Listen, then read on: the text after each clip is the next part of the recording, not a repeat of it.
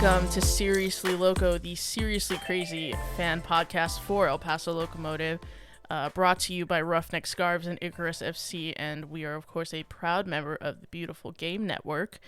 I am your interim host, Mika Burrell. If you tuned in last week, you should already know why that is. Phil did just have a baby girl, and we did get word that she has come home today from the NICU, so that's great. Phil is on his much-deserved paternity leave, so I'll be hosting for a little while. And yeah, we're going to get into a lot tonight. We had a really big game against Detroit City at the weekend. Another game coming up finally at home this weekend, and a lot of stuff to cover tonight. But I'm joined by a really special guest and friend of the show. If you've been listening for a long time, you know who this is. Kevin Quintana from El Tri Online and the KCQ Network. Kevin, how you doing, bud?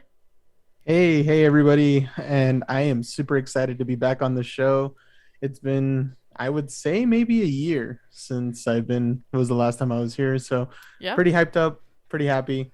I'm glad to see that everything's still rolling. We're all still doing really good. So yeah, I'm happy to hear. I'm happy to be man. here. For sure. And it's been nice this season seeing you back in press conferences. Like, you and I were the dugout warriors, but now we're actually getting to speak with Hutch and the boys, and it's been a fun year as far as covering the team is concerned, because it's kind of, back to quote normal, right? Oh yeah, absolutely. I missed with a passion being able to go to that family room at the swap and be able to talk to the players face to face and get their reaction and not be like sending out questions to Derek and all that. So yeah, definitely things are we could say going back to normal. Still a couple glitches here and there, but definitely I'm really happy with how things have been going so far. All I will say about the family room is the next time we're in there, they better have fixed the AC, because it was like 90 degrees in there the last time the boys were at home. And yeah, the press conference was pretty short because of it.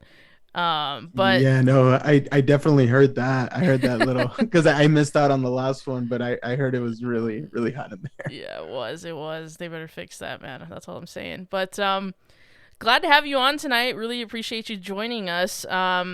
We've got a lot to talk about, Kevin. Of course, before we get started, I just want to cover a little bit of admin. As usual, we are Seriously Loco. Like I said at the top of the show, we are, of course, a podcast.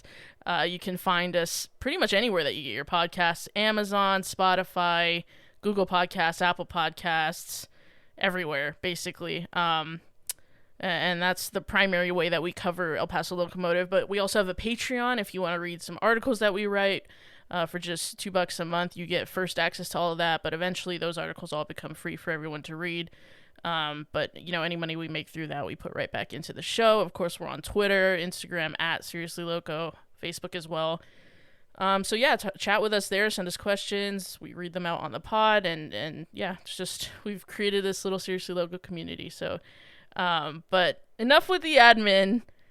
Let's talk about a big game at the weekend. Christian and I talked last week, Kevin, about how historic it's been around Locomotive lately. What with, the record sale of Diego Luna between USL and MLS. And then now we are one of the two teams, the first teams in USL Championship to play on ESPN, the flagship channel of the ubiquitous sports network. And so we played out a 1-1 draw against Detroit City FC. And it was a massive occasion. What did you think about it? I was super happy, super excited. I was like impressed with I just recently saw the numbers of views, like everything that came out of that game. Aside from it being a draw, it was really intense. It was super fun knowing that the fact that we were getting on that biggest sports platform out there, at least in the US or maybe even worldwide. And just the fact that Locomotive is getting represented the way that they should, especially of how well they've done in the past since the first season. So I was really, really happy to see that they're finally getting the recognition from ESPN, from these bigger name companies and brands. And so just overall, the experience of them being able to play with Detroit, who just moved up to the USL, just a lot of mixture of emotions and different things, putting it all together and in place. I think overall it was just a really good experience to be able to see that. Yeah, definitely. I would agree. And I mean, to put that into perspective, at Helltown Beer on Twitter was reporting that approximately 197,000 people tuned into the game on ESPN, compared Insane. to 146,000 on MLS, or on ESPN2 for an MLS match, and 88,000 on Fox Sports 1 for an MLS match. So, I mean, those are pretty insane numbers for the very first time on ESPN, right? Yeah, no, absolutely. And that just means that the bar is getting set higher. So that only means we can only go up. There's no reason to be going down beside from that. So Yeah, definitely. Well, let's talk about the game itself, because, like you said, we played out a 1-1 draw. Um, there's a question that's been on everyone's minds, and we got so many questions about it, related to that starting 11. The last time out we played against Phoenix, and a certain Lucho Solaniak was slated to start that game and was scratched at the very last minute. At James Chappelle 83 on Instagram says, "What is the status of Lucho Solaniak? When I saw him in Phoenix, he was starting, then got scratched. Of course, he missed out again against Detroit City. Uh, don't think he even traveled." Kevin, it's my understanding you've got a little bit of insight on this. What's going on with Luisito? that's true. Yeah, I do. A little birdie kind of reached out to me and gave me a little bit of insight, but I don't know how 100% accurate it is, but I feel like it is. It might make a lot more sense now of what they told me. Of course, he did travel to Argentina recently, and he does have the whole thing with his wife's pregnancy, which, from what if I'm not mistaken, she is going to be due pretty soon. So he's involved with all that. And then, of course, the red card that he received recently, that's also a big factor of why not he might not be playing. But the biggest thing to all of it, from what they told me, is that injury that he received a while back in his ankle hasn't fully recovered 100%, and that has caused him to get into a little bit of a setback in regards to playing more minutes or playing longer. So I kind of feel like all those factors are what are putting into perspective of why he didn't play the last two games, which make total sense if it really is that specific reasoning. But that's kind of what they let me know is the reason why he won't be playing, or he hasn't been playing and might not be playing pretty soon. But hopefully we do have him for the weekend. So All right. So it sounds like it's a combination of a lot of different things there. Um, if it is indeed an ankle injury that just won't go away, do you think that John Hutchinson has been smart in not playing him? Because I mean, we're 6 games undefeated without him, but 3 of those are draws, if I'm not mistaken. So we are missing a little bit of cutting edge there, I would argue. But I mean, do you think it's smart at this point that not to risk Lucho? I honestly think so, because if we get to the point where we might not even have him at all for the rest of the season, or maybe even it could be career ending, hopefully not, knocking on wood, that it doesn't recover like it should. I would personally see if we are kind of getting by without him, even though we might be getting draws and we need that extra, those goals being scored, those extra opportunities. I think at least another game or two with him not getting injured would be probably our best bet, just to make sure that we have him for the rest of the season and he's as healthy as he can be.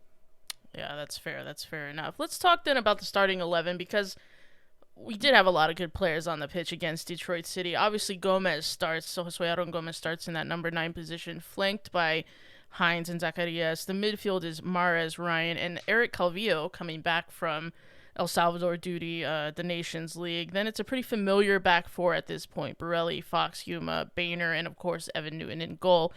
Did you have any problems with the starting 11? Did you think it was enough to win? Any concerns? Thoughts? Honestly, I was pretty content with the lineup, basing it off with who wasn't there, who could have started. I felt like they did have the potential to really start off pretty well, or maybe even get an early lead. But Detroit kind of did surprise a little bit here and there, with their tactics, the way, the style of play. But I really didn't have any complaints of the starting lineup. Um, but yeah, no, I actually felt like it was actually pretty straightforward. I felt like they could have done a little bit better though in regards to performance. Yeah, I think that's fair. And notably, the bench was a lot stronger this time around because we did get back, of course, Cristiano Francois from Haiti duty, Sebastian Velasquez back from injury, Emmanuel Sanube back Yes. from injury as well. So, I mean, all those things were encouraging too, right?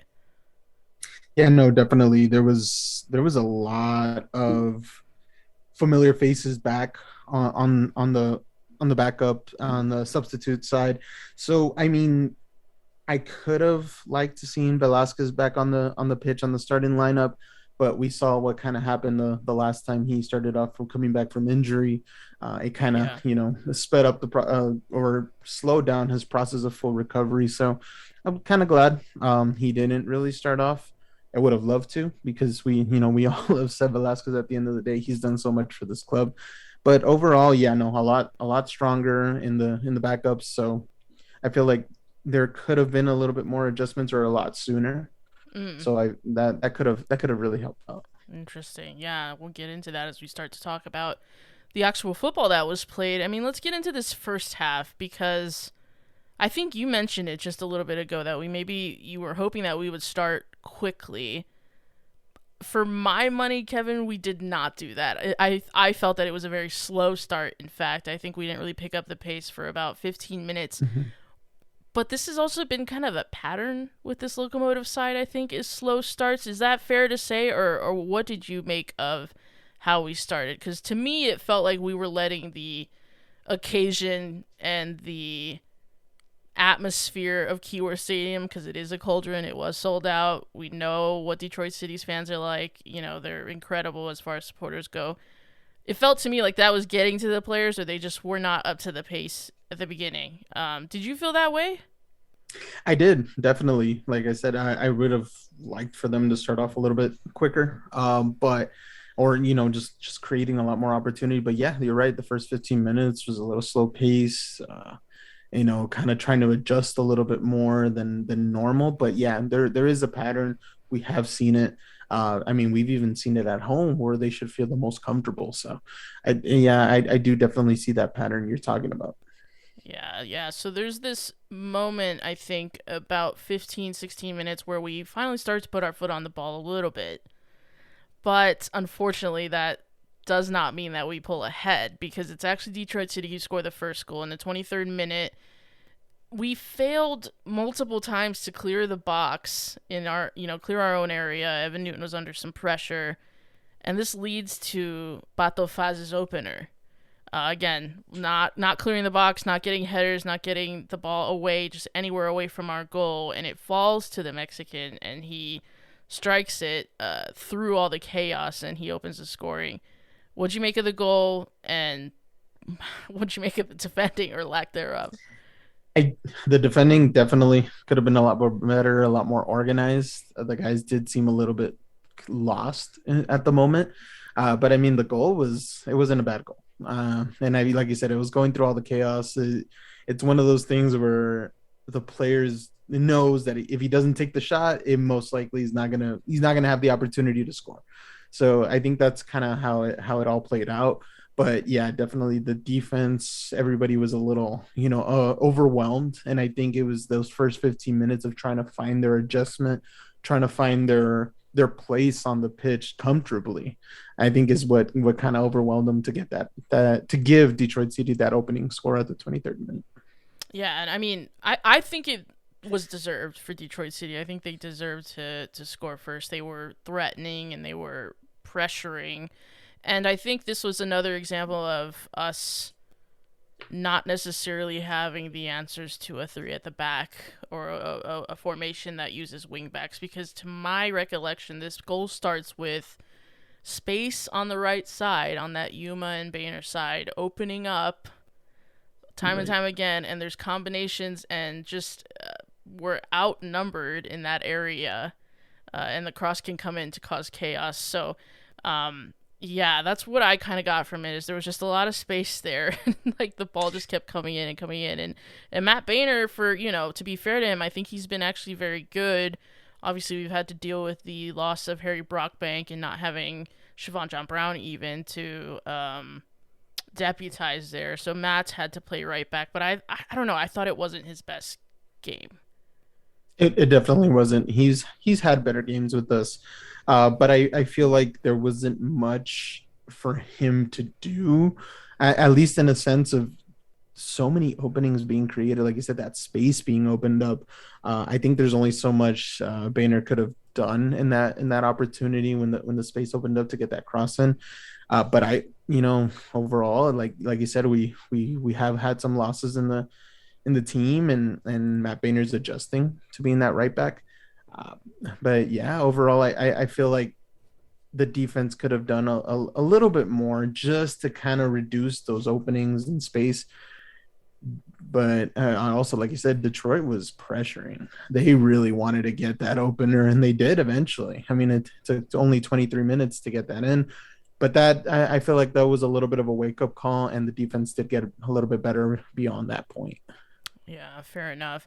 So of course we concede the first goal, but we do answer back not even 10 minutes later. In the 32nd minute, there's an absolute golazo scored by Eric Calvillo as one of those eights. I mean, it comes from really good team play. I think it gets lost a little bit because the finish is so good, but from to my recollection, Mares, Gomez, Zacarias, they were all counter pressing Detroit into a mistake when they tried to play it out from the back.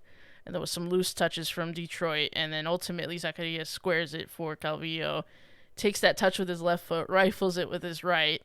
I mean, Christian, did you think that Eric had this in his locker? I mean, were we expecting him to be the one to score the equalizer? What did you make of the goal? I don't know about expecting him to score the equalizer. He hasn't, not that he hasn't scored goals for us this season, but um, from to my memory, they haven't been necessarily meaningful goals. Um, I think his first one was against San Diego, maybe when we were already down like 2-0 or something like that. But anyways, I didn't think he was going to be the person to bring us back into the game, but um, I do recall seeing him score goals of this nature as far as technique wise. Particularly last year, in his time with Orange County. So he has definitely has that skill available. We just haven't been able to take advantage of it so far. Yeah, Kevin, do you agree? Do you think that Eric has really good shooting technique, or, I mean, do you think it's a lucky hit? Like, what do you make of the goal yourself? I mean, the positioning of the goal, I'm actually just replaying it right now, and I feel like he did have a good sense of control and the speed away he hit the ball into the net. But like Christian is saying, there isn't much of that to kind of base it off and say, hey, you know what, this is reoccurring. This happens on the constant, and we're constantly getting these amazing goals from this player. But I feel like the potential's there.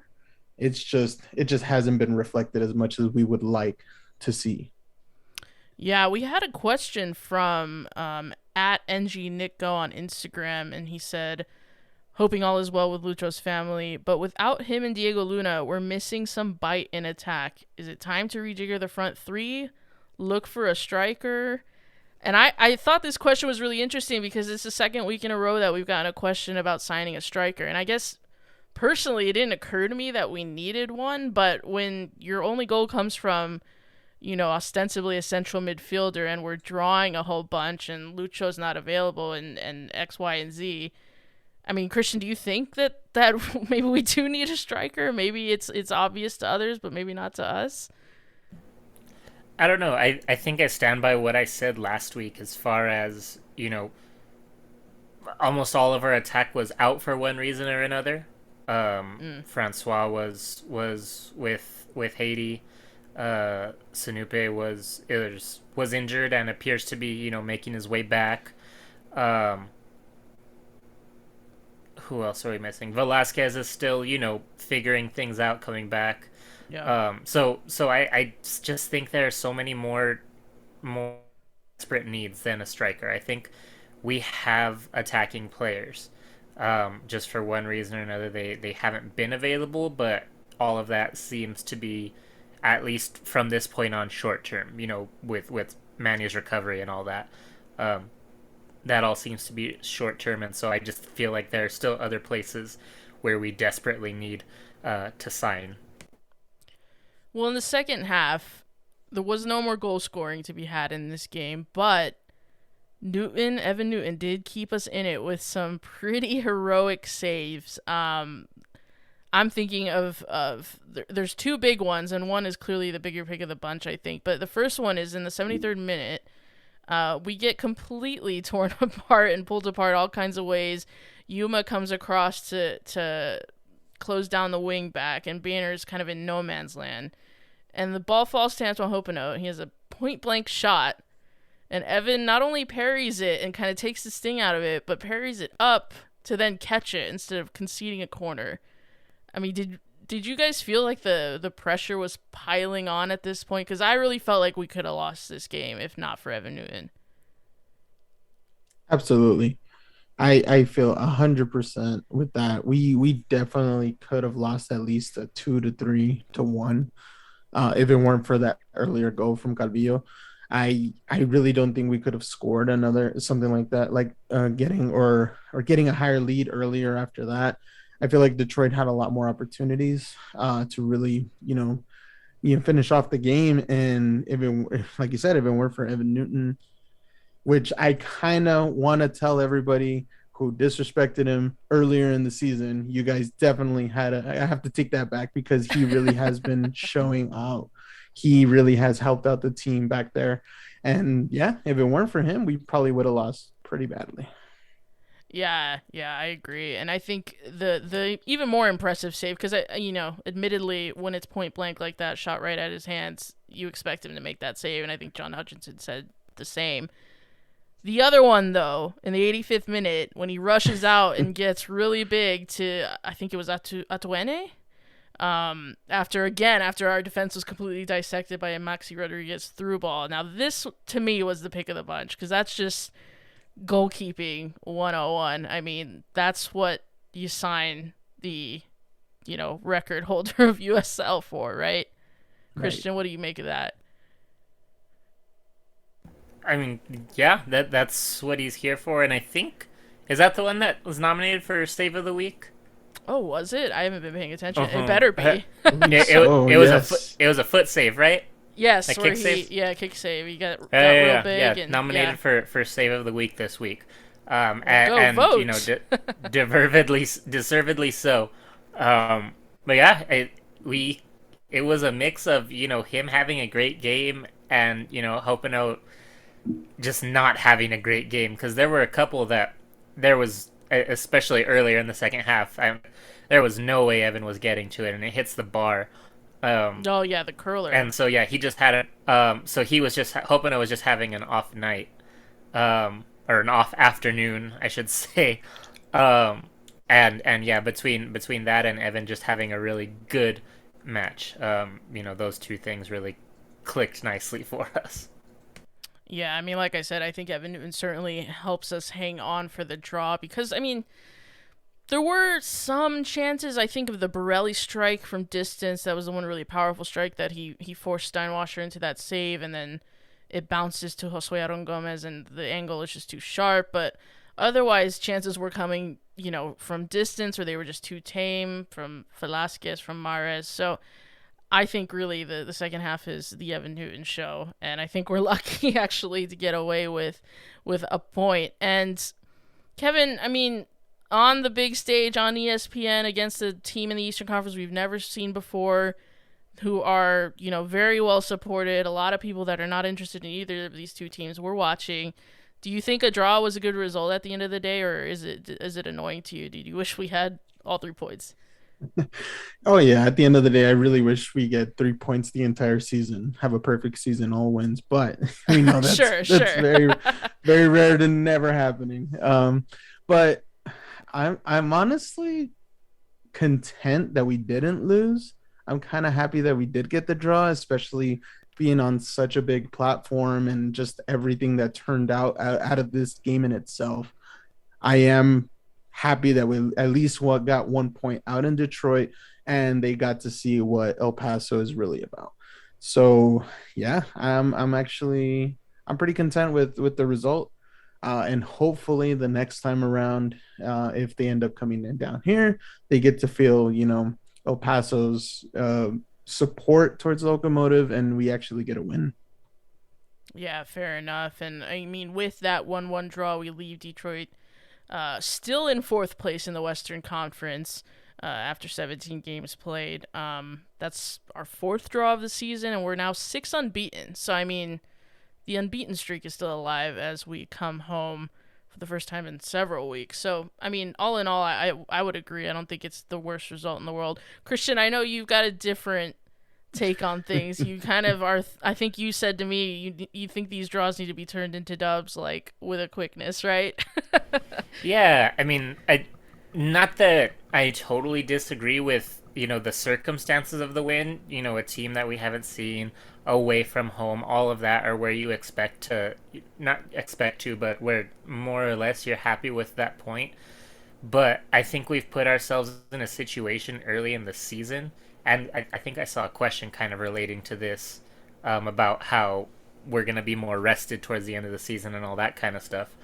But because of the way we performed early in the season, and because it's how the schedule worked out, that we have played so many more games than all these other teams, our place in the table is very deceiving.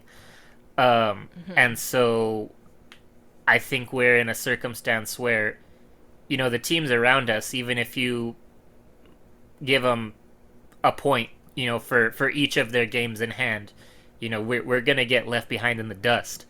And so I think that these close matches, we need to start tilting them in our favor.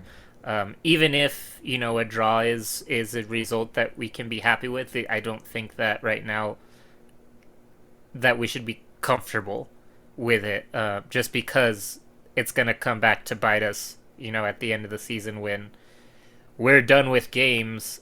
I guess we're not. No, it's not like we're gonna finish weeks before everyone else, but we kind of figure out so we're not gonna finish like weeks ahead of everyone else. But when it comes down to where we can start looking at like the maximum points remaining on the table, if we don't start scooping up wins from these draws, then we're gonna be in a very uncomfortable spot in a situation where we're hoping for other people's results to get us in, and not in a place so much where we control our own destiny. Okay, fair enough. Fair enough. I'm changed my mind. This draw was garbage. No, I'm kidding. No, I think I'm kind of in.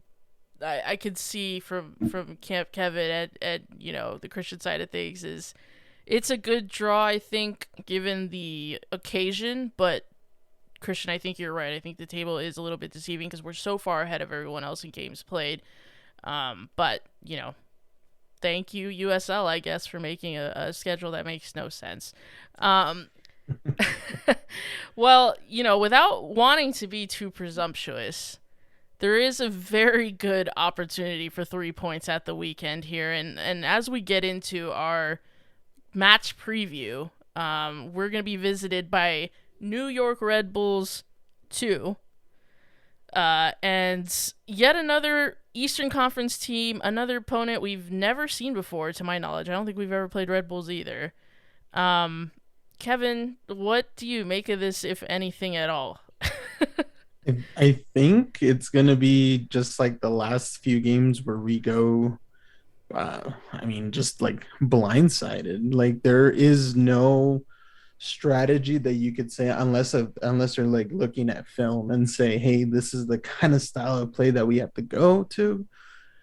it's going to be a surprise for all of us how they really adjust to this other team style of play, which to me, I think that's more exciting, knowing that it can go either direction and it's going to be an interesting game all in all. But it also kind of worries me because of kind of like how Christian's saying, now that we're so far into the season, and if we kept getting draws, even though like this one we kind of say it was a little more comfortable, another draw or even a loss can really hurt us in the long run. But I feel like that it could be really interesting, and then Locomotive might be able to take the mistakes that they got from Detroit City and put them into perspective for this following matchup. Well, looking at this Red Bulls 2 side, I mean, obviously the remit for these guys in this squad is to develop as players. I don't think Red Bulls 2 are necessarily interested in winning that much, or not as much as some of the independent clubs in this league, right? But Christian, they're dead last in goals scored with 9. Their only win this season came in match day 2 against ATL 2, Atlanta United 2. And they have an average age of just 20.4 years of age. So that's the second lowest, only to, again, Atlanta 2 at 20.3. So this is an extremely young squad that's very goal shy. And again, these are a bunch of players that are just trying to learn their trade. Something that John Hutchison is very in tune with, being that he coached Sounders too. Christian, is anything but 3 points a failure on Saturday? Yeah, really.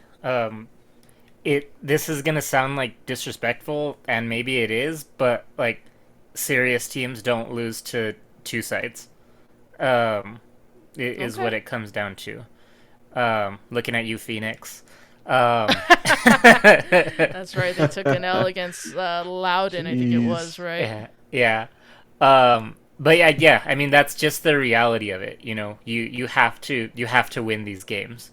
I think we'll also be a little bit fortunate in that Red Bulls play tomorrow. They play an Open Cup match, and they also play on Sunday. So They play Sunday, in an MLS game, so I don't think that there'll be too much movement up and down, because I assume some of their mid to lower tier players will play tomorrow, and that, they'll want the A squad on Sunday. They play LAFC on Sunday. So I think that, we'll see the mainstays of that roster, so really the people that belong there. So... And I don't mean that disrespectfully, just the people who that's where they are developmentally right now, which is fine because they're all children. Fair. So yeah, I think that anything but a win is inexcusable. Okay, well, hey, I did say that their only win came against Atlanta United too. So if a two-side beats a two-side, who's the unserious one? That's a real mid-off. Yeah, I mean, Kevin, do you agree? I mean, 3 points or pickets? Like what? I mean, pitchforks, I should say. Now that you put it into that perspective where they're children, I really didn't notice the age gap between most of these teams and it being a two-sided. I honestly, I can agree 100%. If we end up losing that game in any way, shape, or form, or allowing them to draw at home like that, no, absolutely, that will be inexcusable, and that'll be definitely a lesson learned, hopefully, for the entire team and the staff. But no, there should be no reason for them to be losing something like that, especially with the younger players that we have that have proven to show out in that's true in the squad. So if players that around that age can perform just like the more veteran players are playing, there should be no reason for them to lose at all. So yeah, I mean, I tend to agree. I think this is absolutely a must win, and it is the start of a pretty busy week next week for El Paso Locomotive. Obviously, they've got Saturday against Red Bulls, then RGV midweek, and then RGV sandwiched by Atlanta United 2 and Red Bulls 2. So, I mean, these are two or three of these are quite winnable. And actually, we had a question from @TexasMusicKid on Twitter. He says, With 2 of the next 3 fixtures being against teams in the bottom of the league, should we be disappointed if we don't leave with a full 9 points?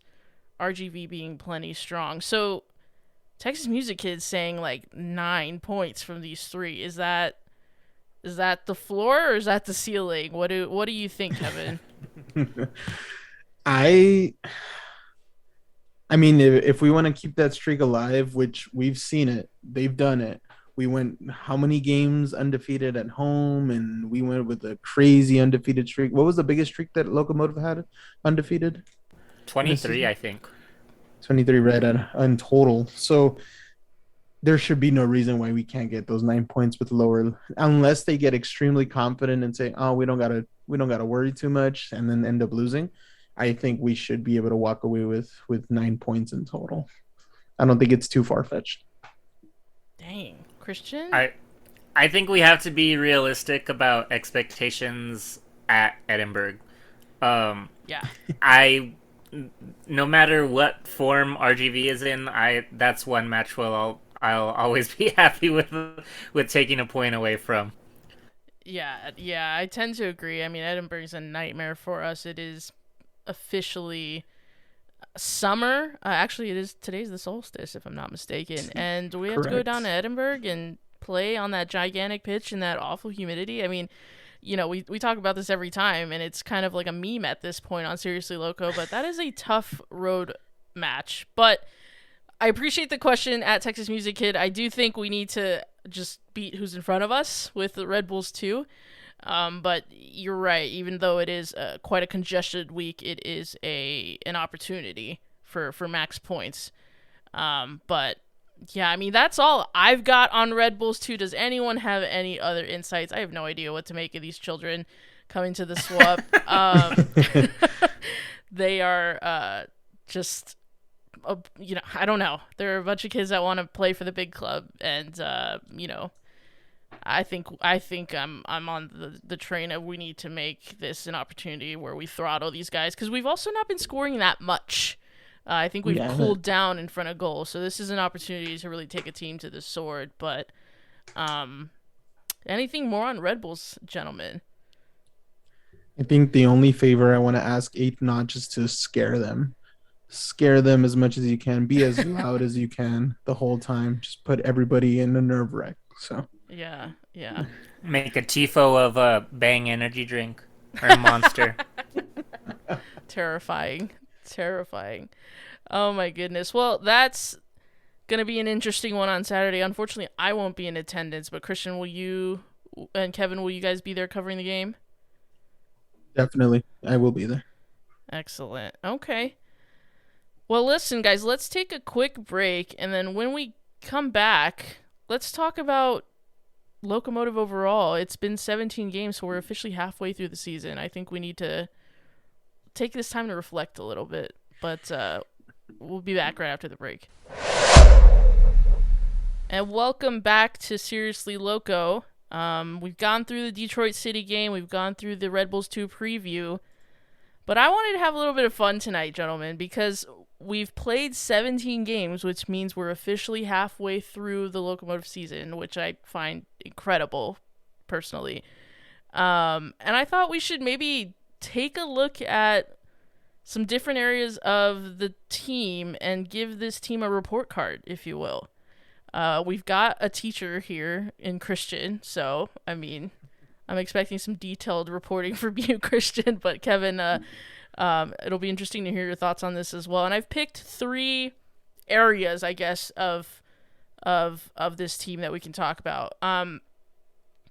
The first one being recruitment, and then we'll talk performance, and then entertainment value. But I think recruitment is kind of the first place to start, because that's really where we started on our journey with John Hutchinson, is seeing what he does with bringing in players and actually lately selling players as well.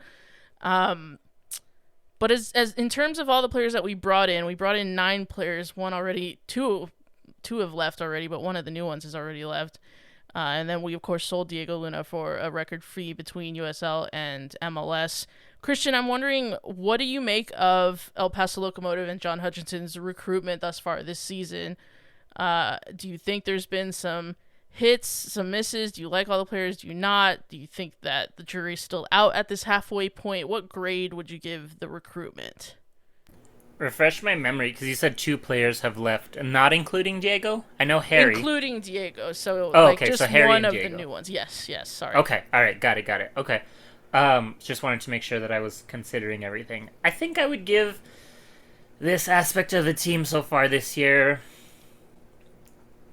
I feel like there's still a lot of data to be taken in, considering we haven't seen Liam play yet. True. But I think uh, I'm at a B, teetering on a B minus there. I think at the beginning of the season, the team we had week 1, I think John has brought in all very solid players. Manny, Francois, Brockbank, Calvillo. Who else am I missing? Eguth, Payares. Yeah. I think those are all very good players. Individually, has every single one of them shown a whole lot on the field? Maybe not all of them. I think Payares hasn't had a chance to. Eguth had opportunities to at the beginning of the season. We know that it wasn't up to par, and so that's why he was out for a while. But I think since his return, the minutes he's played in the last couple of weeks, he's been very impressive. So I think that as far as the players that have played, they've done a really good job there. Brockbank was hit or miss. Usually a hit offensively, defensively maybe a little bit of a liability, but also he's not here anymore. So that's kind of a black mark for me, is that you brought someone who, obviously a little bit of this is speculation, but for whatever reason, he wasn't happy here. And I feel like that's part of the recruitment process, is bringing in people and figuring out if they're going to be okay here, and if they're not, figuring out a way to make them okay. So being able to understand those things and to predict those things is important there. And then Diego, I'm not thrilled with the circumstances of his leaving. We 250K to MLS, and then we see who's the Orange County guy? Is it Henry? Kobe Henry? Yeah. Goes for double that to France. So to put it, when you put it in that perspective, it's a really disappointing deal for Diego from a business perspective. There may have been all sorts of personal things involved with that we don't know, but from a business perspective, it seems really, really poor. So that's why I'd say B minus, almost at a C, because I think that's a huge loss for us. I hope none of your kids are listening to this. They're probably triggered right now. Mr. Canales is a harsh grader, bro. Kids these days don't even care about sports. I can't talk to any of them about sports. It's so upsetting. All they care about is the damn esports. And TikTok. Oh, yeah. So are we settling on B minus or C? I'm going to say B minus, just to be a little more positive. Gotcha. Kevin, what do you make of the recruitment? Honestly, I'm kind of in the same ballpark where at the beginning we were very skeptical with how everything was going to play. Well, at least I was very skeptical with how everything was going to play out, because I was one of those that said we're not going to find anything better than Mark Lowry and the end of an era, and the team was going to go like to the ground. Like I was in that mentality. I was just being very, very upset for no reason. But then eventually I started seeing the progress. And like I said, it took a little bit of time. It took a little bit of performing. The players had a lot of adjusting to do, because we did have quite a bit of a roster change. And overall, I did see a lot of improvement quicker than I ever expected it to be. So I think in that sense, we can see like that B minus. But overall, I feel like recently with the changes that have been done, with, letting go of Diego Luna, and like I said, in that business perspective, for such a low amount, to me personally, the level that he has and the level that he's going to be giving from here on out, I felt like there could have been more done with him. But just in a recruitment sense and how the team is playing, we're only halfway into the season. We're getting quite a bit of players back from injury, from international duty, where they can play a little bit more together, be more precise. I feel like the recruitment stance, we would stick to overall a B plus, unless something dramatic happens and we hopefully not lose another player in that sense for the rest of the season. I would say we've done a pretty solid job, especially knowing that John Hutchinson was brand new. We got new staff, and everybody was just in a whole adjustment phase. So I think we did pretty good so far, and hopefully it stays that way. Fair enough. So B plus then on recruitment, Kevin. Yeah, I was gonna stick to C's all the way because they said C's get degrees. So, but I know stay in school, kids. Whoever's listening, stay in school. Get those AB honor rolls. So B plus. You know what? I am also gonna go B plus. I think what I really like about the way that John has recruited players to his side is that it's very obvious that they fit his style. Because it's always easy or not easy, but it's pretty expected for a coach of a new club to come in and say, I want to play attacking football, I want to entertain the fans, I want to play high octane stuff, da da da da da. John said all of those things, and he meant them. And he showed that by some of the players that he brought in. I've never seen us play with actual functioning chalk on the boots wingers, or wide forwards, if you will, like Manny Sinupe, Cristiano Francois, and what have you. Harry Brockbank also was a signing of intent as far as letting the fullbacks bomb on. And so in that way, I think it's really positive that he is good at identifying who will play the way that he wants to play.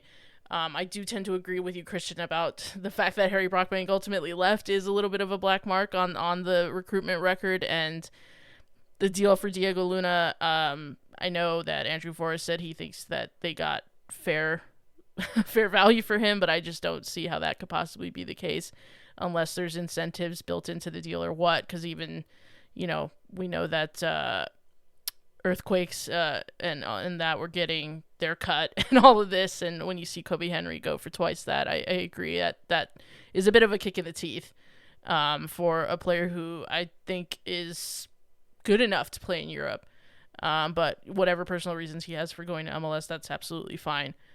So yeah, I'll give it a B plus because I do like the players that we brought in, but some of the departures are disappointing.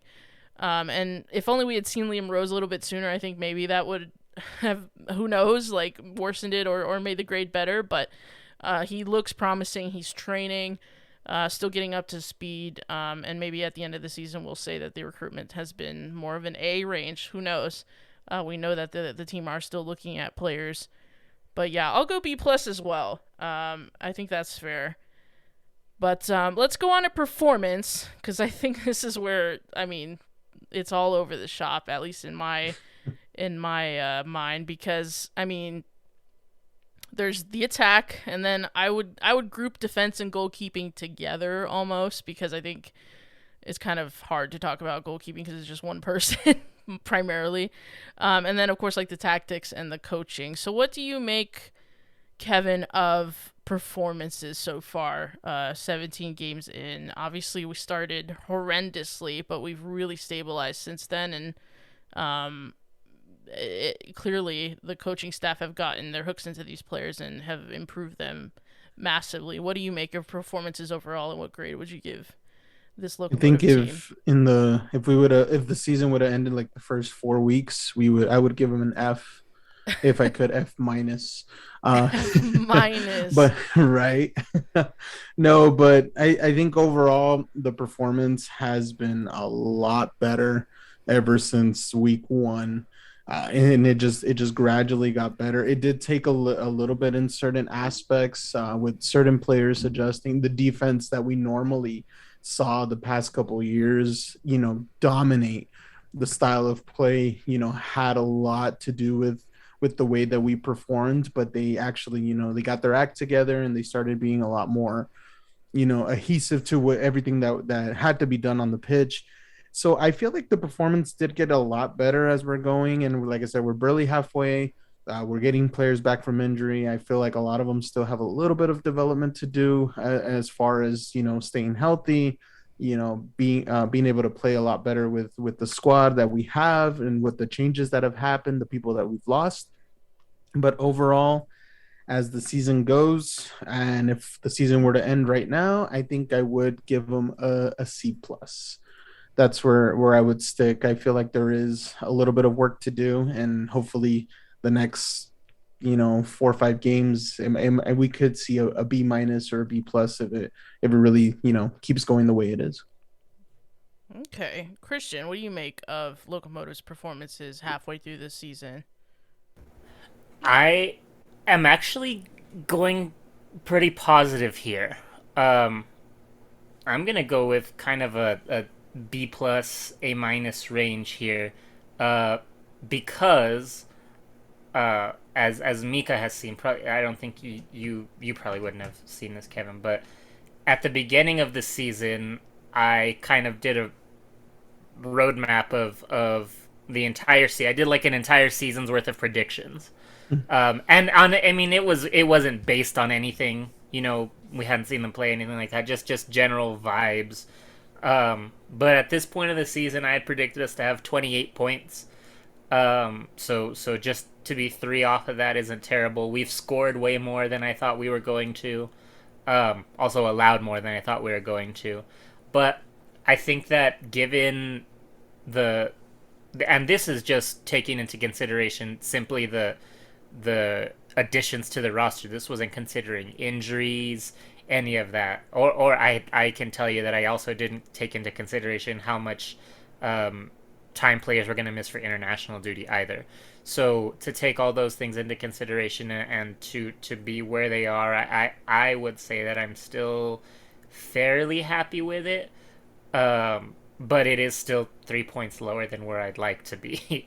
And to kind of not deviate too much from how I was saying earlier that I think these draws need to turn into wins. I think that having those additional 3 points would be a big cushion right now for us.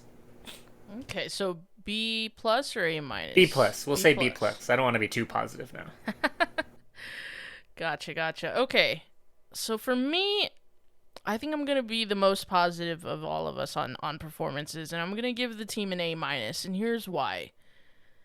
When we played Detroit City, they were showing this montage before the game of some of our highlights, quote highlights, last season of Mark Lowry ball. And this is not, hindsight being 2020, whatever. Like, we praised Mark for the way that he was so principled and dedicated to his philosophy. And at times it was very scintillating football. But in this highlight package, I could not believe how slow we were. Like, it seemed like I was watching a completely different team. And we were. I mean, I was, to be fair. And so with that, I give this team an A minus because I think the attack has been dialed so far up from anything we've ever seen before that it kind of weights some of the negative aspects of John Hutchinson's side. It helps a lot, I think, in the way that I'm thinking about this. And let me give you guys some numbers because every week when I check these on Y Scout, I'm like, how the hell? But I mean, we are tied for first in goals scored in the league with 31. We are first in XG4 with 32.38. So, I mean, we're actually underperforming how many goals we should score by just a little bit. First in ball possession, 62.2%. In the whole league. This is not just the Western Conference, in the whole league. So when I see numbers like this, I'm like, this is an elite attacking force at this level, and we don't even have all of our stars available to us on a week-by-week basis because we've got internationals and injuries. So that for me is what weights the performance aspect, up into that A range. Now, defense and goalkeeping, I totally take your guys' points that it has been a regression. It's been an adjustment, playing with a keeper who had to adjust and was a little bit out of form. Hadn't been playing that much before he joined Locomotive, and Evan Newton, I think, has had an incredible come up and has saved us multiple times really in the past couple of weeks. I do think our defensive depth leaves something to be desired. That area of the pitch, the further back you go is like the older we get, and we're still one of, I think, the oldest on average squad in the league, and I think John tried very hard to bring that average age down, but it's still quite high. And I think that shows in transition moments sometimes, as far as getting outpaced and what have you. But I think it's dramatically improved, though. But like you said, Christian, we've shipped a lot of goals, too. So I think that's a calculated risk. I think it's something that John is okay with, more or less. But the goals have dried up just a little bit. But still, when you see those numbers, for me, it's like I couldn't have dreamed of us performing to that high of a level so quickly from moving on from 3 years of Mark Lowry. So I give the team an A- for performance, because I think that is, I mean, they always say, it's a cliche, scoring goals is the hardest thing to do in soccer, and we tend to do it quite a bit. Just imagine if we could actually score penalties. My goodness. But yeah, I'll give it an A-. So we're kind of all over the shop on this one, and I like that. But now this one's real subjective. Entertainment value. 17 games in, we go to every game. Are you guys entertained? I mean, Christian, are you entertained? I think with a couple of exceptions, maybe. I have to say yes. I have to give this one an A+. I think the only game that I can look back and think, man, like, I hated watching that, is, well, I guess 2 if we take into account the Open Cup match, but I'd prefer not to take that into account. What's Open Cup? Never heard of her. But besides that, I think the Oakland Roots match was very disappointing, and that was, a little bit, I don't know if out of our control is the right way to say it, but that all had to do with how the mindset that Oakland came to play, and they didn't come to play football that match. So with the exception of that, I think that almost all of our matches have been fun to watch, if not always a lot of fun at the final whistle. But you think of the craziest game that we played this year against Las Vegas, where we were down 3-0 or 4-0. Yes, we lost. And, I mean, the goalkeeping was shit. The defending was shit. But when it comes down to it, the most entertaining part of the game is the offense. And that has pretty much been there for us all season. So I have to say, from an entertainment standpoint, I have to give them an A+ there. Wow, A+. Kevin, what about you? Are you as high on the entertainment factor? Because John says all the time that he wants to entertain the fans because he knows they spend their hard-earned money to come watch this team. Are you entertained? Absolutely not. No, I'm just kidding. No. I was like, oh, damn. Oh, wow. No, there's no better feeling for me, honestly, aside from the passion that I have for this sport. Being able to be there in the dugout or in the press box since day one, this team has been nothing but entertaining to watch, in the wins and the losses, the draws, all the controversy that's happened in the past 4 years. But this season in general, and these first 17 games mid-season, honestly, in that Las Vegas game, even though we were down and we lost, I've never screamed so much for goals being scored in the last 4 seasons that we've been in general for this team. It was so entertaining. It's been so much fun. And I think you were there down there in the dugout with me when that happened. So, yeah, I can't put it into other words of how fun it is to go to a Locomotive game. I really wish they had their own stadium at this point, just to say, I'm going to Locomotive Stadium and watching them play and perform. But overall, yeah, no, I could honestly say A+ for entertainment. The wins, the losses throughout the 90 minutes and extra time and everything involved. Just the fans and how Eighth Notch helps out with that, with the support and the just the fans and the passion that you see going to these games. It all puts it all together and it makes it so much fun. So yeah, I give it an A+ as well. Wow. Really high marks. But I mean, I'm no different. I'm also going to give El Paso Locomotive FC an A plus on entertainment value because I keep going to the damn games. I mean, there were some times last season, I can't lie, where it was like I'm just too tired, and this season I really feel like I'm gonna miss something if I don't go because it is so entertaining. Like you guys said, the on pitch product is electric. The players that we bought are so much fun. There's so much pace. There's so much energy throughout this squad. I think the only way the entertainment value takes a little bit of a dent is that our great entertainer Diego Luna has moved on, because he pulls out some crazy stuff. I think of that dribble. Was it against Oakland Roots or who was it where he completely skips over the guy?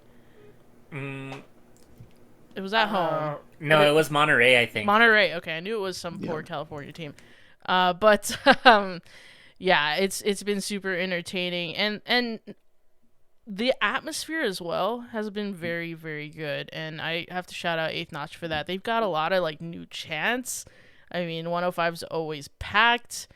The advent of Banana Man is another like staple of the SWUP experience now. Like, there's just a whole culture around this club that just keeps developing, and it's so much fun to watch. From a kind of a journalistic perspective and as a fan. So yeah, I give it an A plus too. I think if you're not entertained, like, you're not paying attention, quite frankly, because John has very much kept his promise in terms of wanting to entertain El Paso and make sure that people are getting what they pay for, what they think they're paying for. So I will go A plus as well. But Christian, I'm going to ask you now that we've gone through our report card. You see our grades here. Can you like average them out for us? I don't do math. I'm making you do it. If you want to read through them for us. Yeah, so sorry, I didn't notice that you were putting it into the document. Okay. So from off the top of my head, I think overall, I gave them a B minus for recruitment, B plus for performance, A plus for entertainment value. I think that probably averages out into an A minus there. Okay. A minus. Kevin, B plus for recruitment, C plus for performance, A plus for entertainment value. That's a little bit harder. You got them kind of spread out there. But I would say that probably gets us right into a B, a solid B for Kevin. Mika, B plus for recruitment, A minus for performance, A plus for entertainment value. So that all seems to go right into, I'd say, A minus territory there for Mika. All right. So I'm probably the decent. most high on the team. You guys are a bit more practical, which is fine. That's cool. This has been a fun experiment. I can't believe we're already halfway through the season, but if you're listening to this, get at us at Seriously Loco on Twitter, at SRSLY Loco on Instagram, wherever you want to contact us, and tell us what you would grade El Paso Locomotive. It's been a semester, if you will, of ups and downs, and I've just been really enjoying the ride, and it sounds like you guys have been too. But enough of that. Let's get talking about something kind of silly that we usually talk about at the top of the show, and that's Christian's question. Christian, you posed the question publicly this week, and you're asking what exactly? So it was a great idea to do this. I have to give credit where credit is due. It was Mark Ponce2, at Mark Ponce2 on Twitter.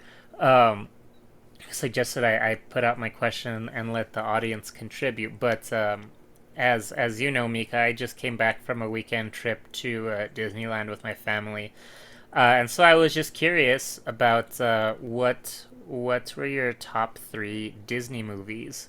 So I want to know your guys' answers first, and then we'll get into mine and who I liked best from the fan participation. Kevin, top 3 Disney movies. Oh man, how do I put this? I am a huge fan of the classics, and that's probably terrible because I've missed out on a lot of good movies that a lot of people tell me about, and I just don't make the time to watch them. But if I were to pick my top three, it would definitely be, the classic Lion King for sure.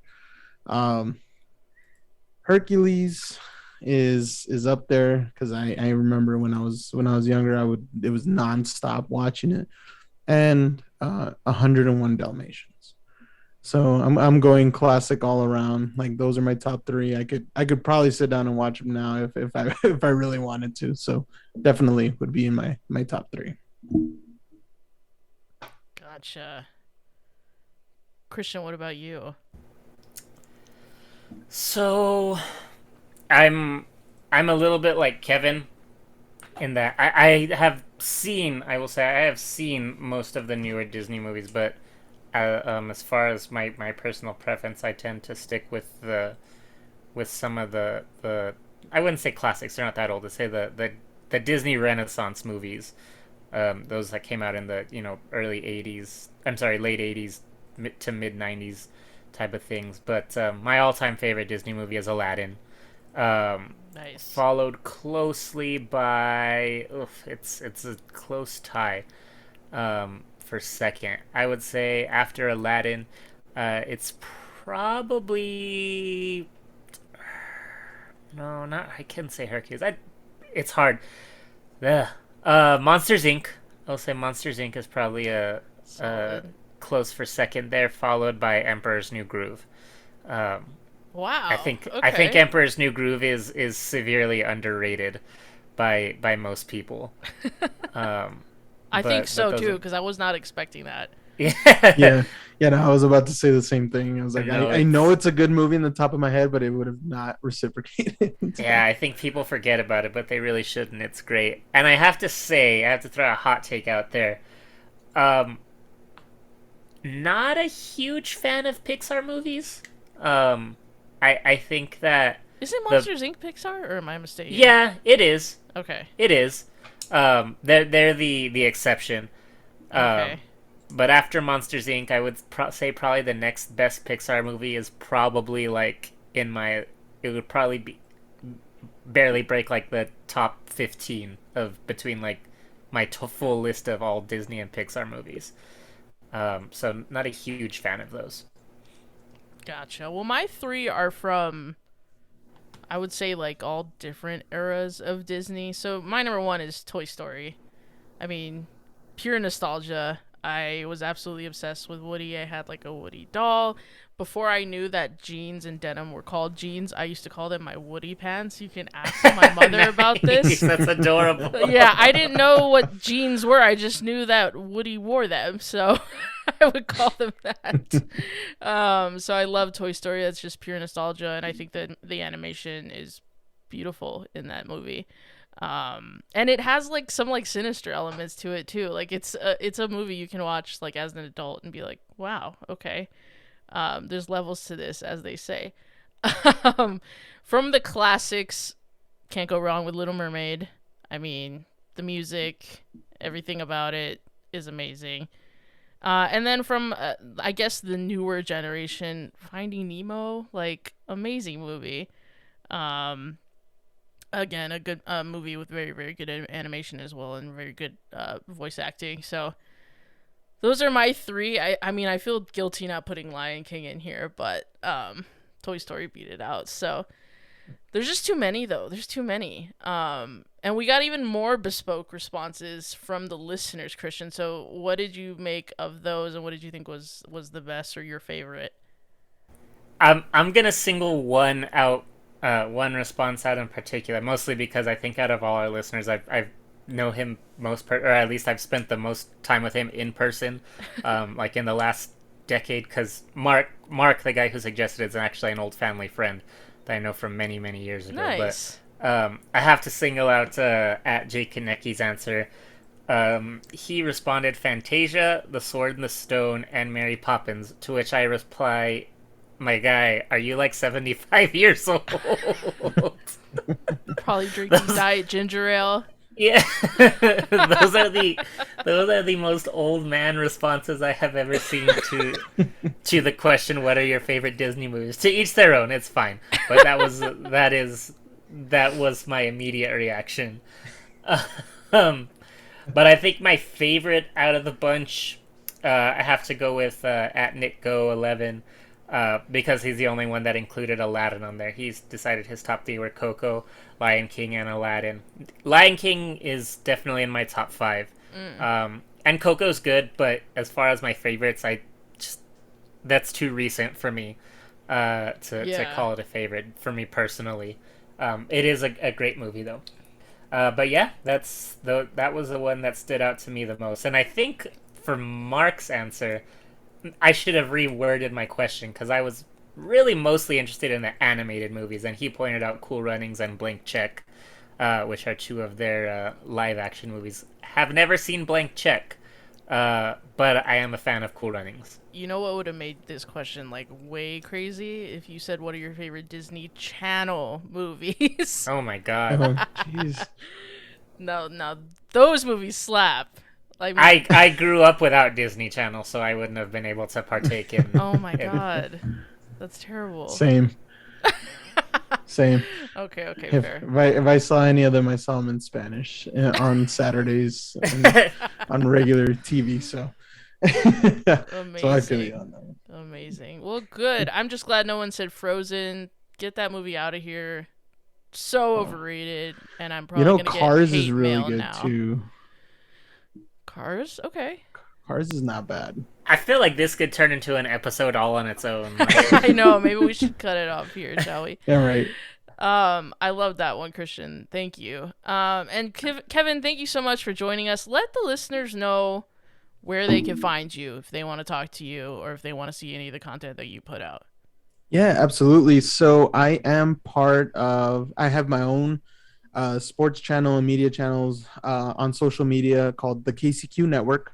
Facebook, Instagram, Twitter. You can find me on my personal page. Of course, it's at the KCQ94. But I am also part and associated with El Tri Online, which we dedicate ourselves to everything Mexican soccer, international club soccer as well. So you guys can find me, article writing, social media, posting content. I will be joining their podcast pretty soon as well. So you can definitely find me on there.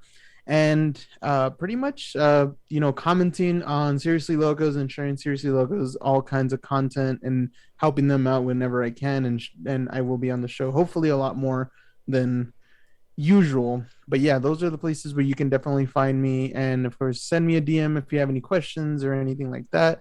I'll be more than glad to answer anything that you guys might have for me. Awesome, man. Well, thank you. And yeah, we'll try to have you on some more. And we much appreciate it. It's always nice to have another perspective on the show. And yeah, it's been a lot of fun. Christian, thank you as always. And thank you if you're listening to this right now. Again, we've been Seriously Loco. Thank you so much. If you like this episode, please rate, please subscribe, please comment, please share. It helps us grow the pod. And yeah, thank you so much, everyone. And until next time, stay loco.